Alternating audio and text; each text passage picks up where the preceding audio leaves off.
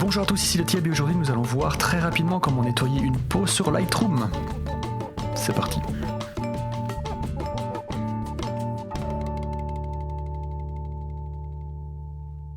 Dans votre carrière de photographe, vous allez être amené par des demandes de clients ou de clientes à gommer des défauts, que ce soit des boutons de fièvre, de l'acné ou d'autres choses, enlever 5 kilos, ce genre de trucs. Enfin, j'ai ces demandes-là constamment. On n'est pas là pour juger, donc gros disclaimer, chacun est comme il est, la beauté c'est subjectif, etc. etc. Donc on n'est pas là dans le jugement, on est vraiment là dans la technique. Je vais vous apprendre comment effacer des boutons et nettoyer une peau sur Lightroom. Je ferai un autre tutoriel avec Photoshop bien évidemment, mais au-delà du bouton, voyez ça comme une technique. Ça peut aussi permettre d'effacer des pluches, des poussières, des taches dans le béton quand vous faites des shootings. Donc ça peut s'appliquer vraiment à énormément de choses. Ici on va prendre un cas très concret, celui des boutons, mais évidemment vous pouvez utiliser cette technique là pour gommer tous les défauts que vous désirez. Et encore une fois, disclaimer, voilà, c'est pas un défaut, blablabla, enfin vous connaissez la chanson. Donc disclaimer du disclaimer, je ne connais pas cette personne, j'ai simplement tapé acné sur Google pour pouvoir travailler. Je vous invite d'ailleurs à le faire si vous voulez apprendre en faisant exactement comme moi. Sans plus tarder, on est parti. Alors donc tout d'abord, ce qu'on va utiliser sur Lightroom, c'est l'outil suppression des défauts. Vous pouvez appuyer directement sur la lettre Q pour avoir l'outil de la suppression des défauts. Et alors, qu'est-ce que c'est? Donc cet outil-là, vous pouvez régler sa taille en scrollant avec le bouton du milieu de votre souris et vous allez simplement cliquer sur une zone que vous voulez modifier et l'algorithme de Lightroom va directement chercher une zone similaire au niveau de sa teinte, au niveau de sa texture pour la remplacer pour autre chose. Donc vous voyez ici, j'ai cliqué sur un bouton, hop, ça s'efface, j'ai cliqué sur un autre bouton, boum, ça s'efface. Et en gros, voilà, basiquement, on est parti pour cliquer sur tous les boutons un par un. Ça, c'est la méthode vraiment très rapide. Essayez toujours d'avoir le cercle le plus en adéquation avec la taille de la zone à gommer, parce que forcément, on pourrait se dire, ben voilà, ici, il y a beaucoup de choses à gommer, clac, gros bouton, ben forcément, ça marche moins bien. Si vous n'êtes pas content avec ce que vous venez de faire, vous appuyez simplement sur retour arrière, donc effacer, le bouton au-dessus de Enter, et vous pouvez recommencer. Chose à savoir également, vous pouvez, donc je prends l'exemple ici avec ce bouton-ci, je clique et admettons que là l'algorithme, je suis pas d'accord parce qu'il m'envoie sur un autre bouton. Il suffit simplement du coup d'aller sélectionner la zone à copier et vous voyez que vous pouvez changer, la mettre finalement où vous voulez pour que ça corresponde mieux à ce que vous attendez.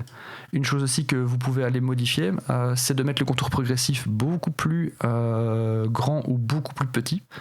Je vous conseille évidemment, déconseille de le mettre à 0 parce que là forcément vous allez voir immédiatement la rupture entre les deux.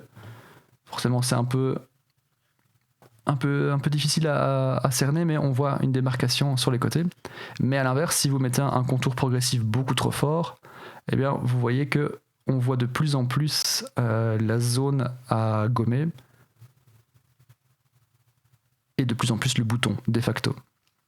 Ok, l'opacité, ça c'est comme partout, vous pouvez régler entre 100% et 0, forcément 0, là vous n'appliquerez rien du tout, 100% parfois ça peut être un peu trop cru, en général je le mets aux alentours des 75-80, mais ça c'est question de choix personnel et ça dépendra aussi de la photo.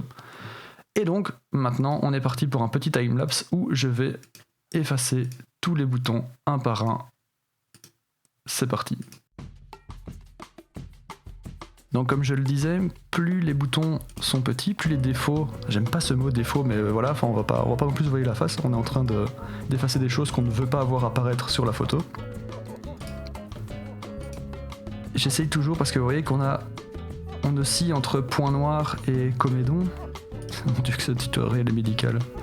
Et si c'est plus petit, comme par exemple ici ce tout petit point noir, faites forcément la zone la plus petite. Il faut vraiment qu'elle respecte le plus possible la taille. Comme je vous l'ai montré tout à l'heure. On continue.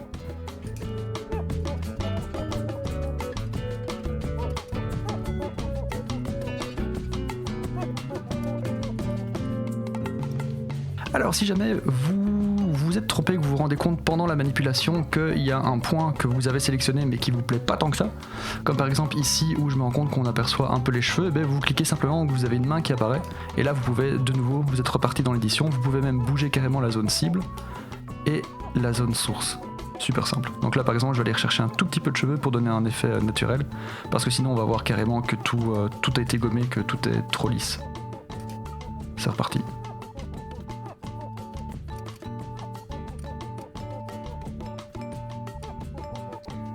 Donc c'est déjà pas mal. Donc vous voyez que rien qu'avec ce petit outil-là, ça peut paraître rébarbatif. Enfin, personnellement, moi j'adore ça, je trouve ça très très apaisant.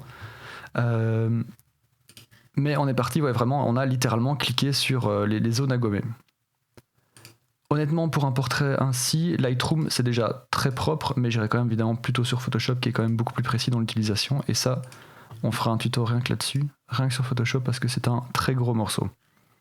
Ok, je clique sur terminer, maintenant on est d'accord. Faites attention que ça va énormément impacter vos ressources matérielles. Ici ça va, j'ai une bonne machine, mais si votre ordinateur a tendance un petit peu à souffrir, là vous risquez de le tuer parce qu'il y a tellement de points d'édition que vous pourrez assister peut-être à sa mort, voire même carrément, ça je vous le souhaite pas évidemment, mais à un freeze de Lightroom.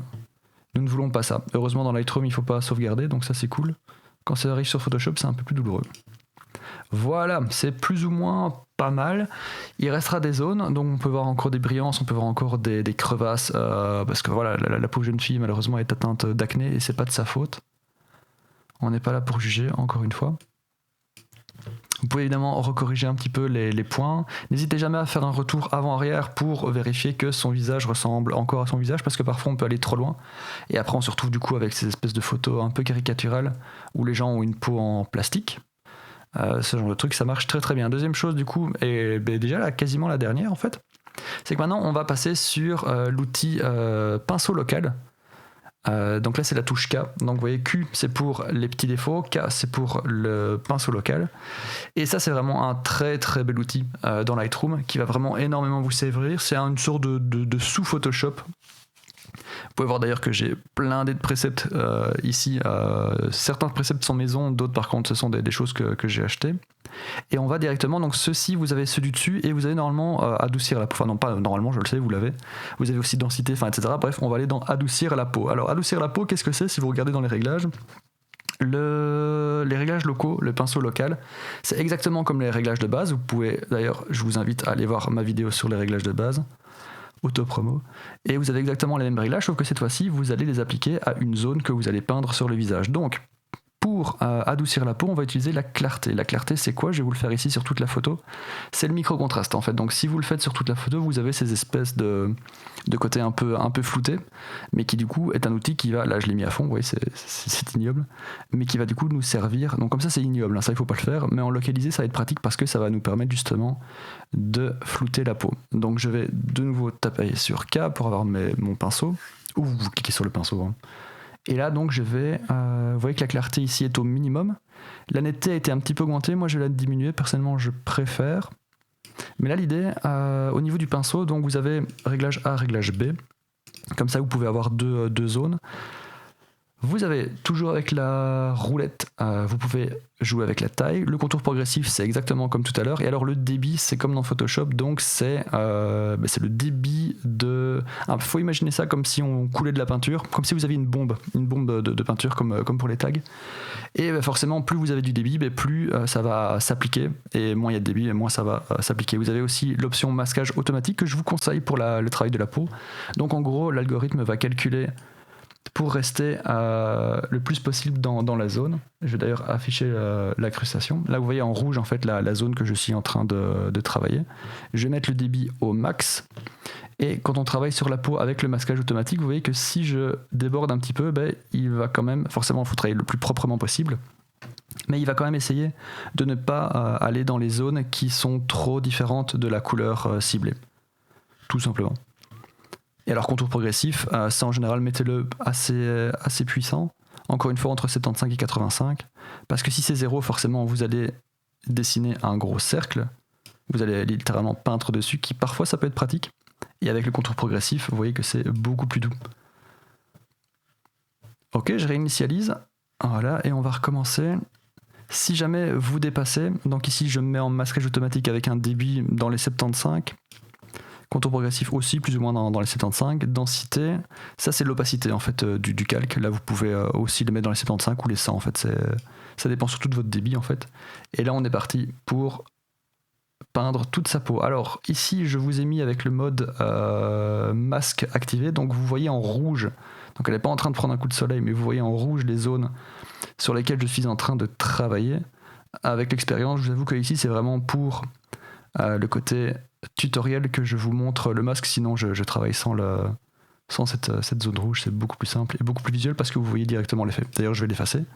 Et vous pouvez voir que tout doucement, on commence à gommer la peau. Ce qu'il ne faut surtout pas faire, c'est aller sur les lèvres, c'est aller dans les yeux, les oreilles à la limite, au niveau du nez. Ça, vous pouvez y aller, mais alors ici, par exemple, j'étais dans les arêtes. Là, vous appuyez sur alternative. Et là, vous voyez que le petit sigle se transforme en moins, et ça vous permet de démasquer, donc d'effacer.